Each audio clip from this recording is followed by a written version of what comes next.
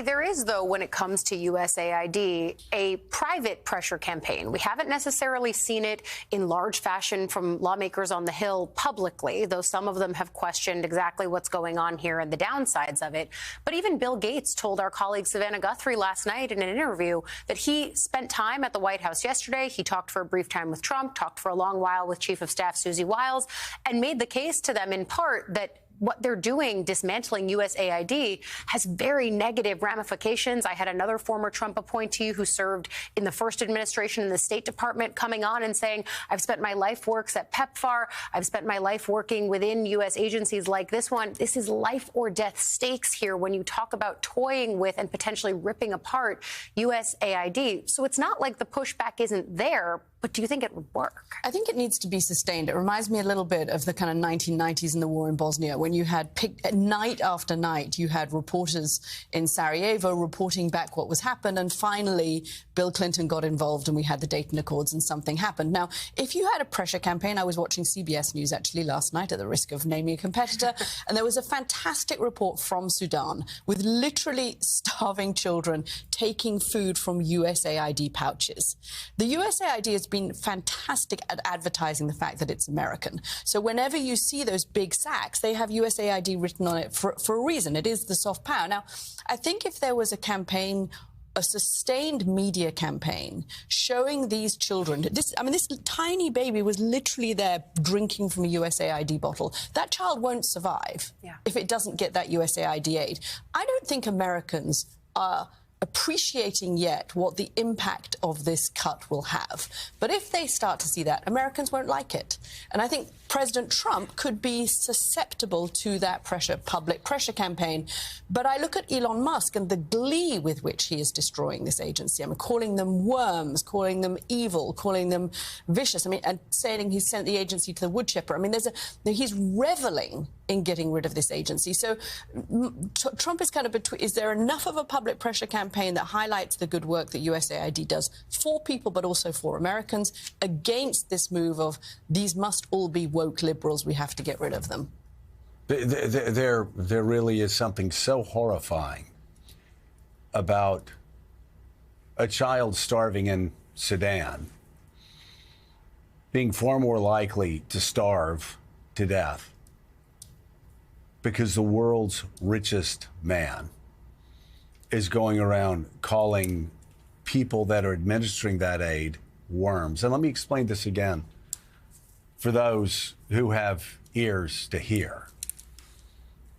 David Ignatius, when the United States provides aid, yes, we provide aid because some of us believe, and I will say this on Ronald Reagan's birthday, some of us believe that America really is, and it should be, a city shining brightly on the hill for all the world to see.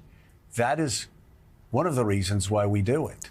The other reason goes back to what I've been saying this week, when Harry Truman called Herbert Hoover in, two political enemies, two political rivals.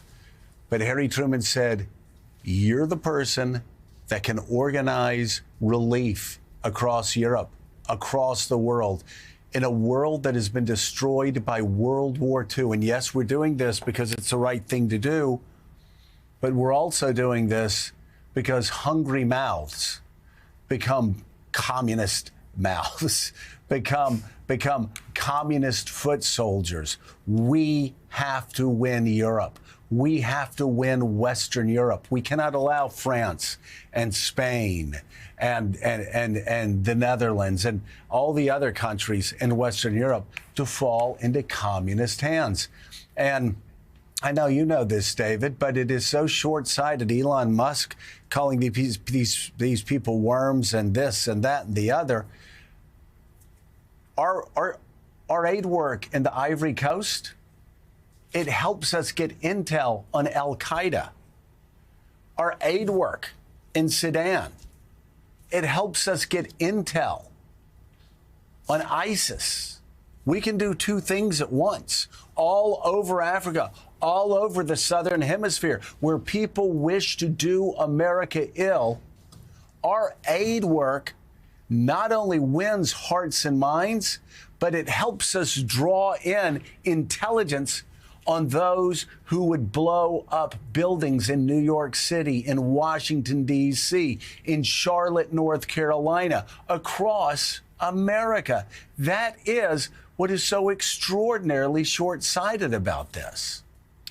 You're exactly right. The generosity of the United States through programs like USAID is scorned by Donald Trump as a sign of American weakness.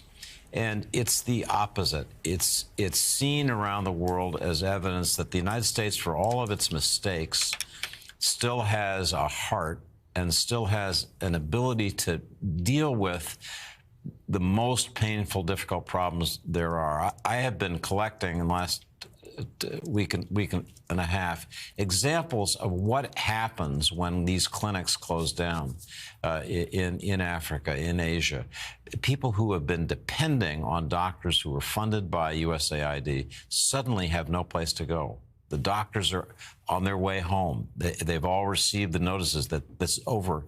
And people are looking at each other in these countries wondering, what do we do now? And the answer is pretty simple. Now we turn to China. Now somebody else is going to come in and take up this space that the United States and USAID at a tiny fraction of our budget has been filling. Somebody else will come in and have that, we call it soft power, but it's power. And so that's part of what is ahead, and that I just don't think Elon Musk or anybody in this administration has thought about how quickly the power of the United States that took so long to build up can begin to unravel. Yeah, raising the question again why Elon Musk, an unelected billionaire from South Africa, is making these decisions. He has called USAID a criminal organization that needs to die. We should remind our viewers, if this really were about efficiency, he wouldn't be going after USAID. A $40 billion annual budget for USAID represents less than 1% of the federal budget here in the United States.